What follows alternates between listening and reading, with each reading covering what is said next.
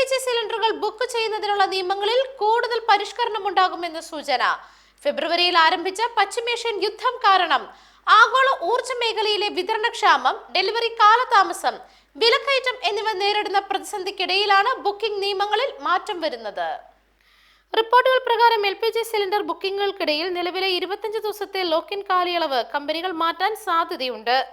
കൂടാതെ OTP അടിസ്ഥാനമാക്കിയുള്ള delivery സംവിധാനങ്ങൾ നടപ്പിലാക്കുന്നതും പരിഗണനയിലുണ്ട്. അതേസമയം നിലവിലെ ഭൗമരാഷ്ട്രീയ സാഹചര്യം പ്രതികൂലമായിട്ടും ഗാർഹിക LPG, ഗാർഹിക PNG, CNG എന്നിവയുടെ 100% വിതരണം തുടരുന്നുണ്ട് എന്ന് സർക്കാർ ഉറപ്പാക്കി. വാണിജ്യ LPG വിതരണം ആശുപത്രികൾ, വിദ്യാഭ്യാസ സ്ഥാപനങ്ങൾ എന്നിവയ്ക്ക് മുൻഗണന നൽകിയാണ് നടക്കുന്നത്.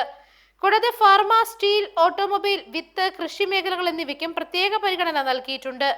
കുടിയേറ്റ തൊഴിലാളികൾക്കുള്ള 5 കിലോഗ്രാം FTL വിതരണവും ഇരട്ടിയാക്കാനും തീരുമാനിച്ചിട്ടുണ്ട്.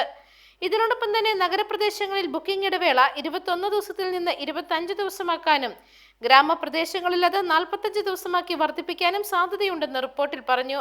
വിതരണത്തിനായി മുൻഗണനാ മേഖലകൾ നിശ്ചയിക്കുന്നതും ആലോചിക്കുന്നുണ്ട്. News desk, Magnavision.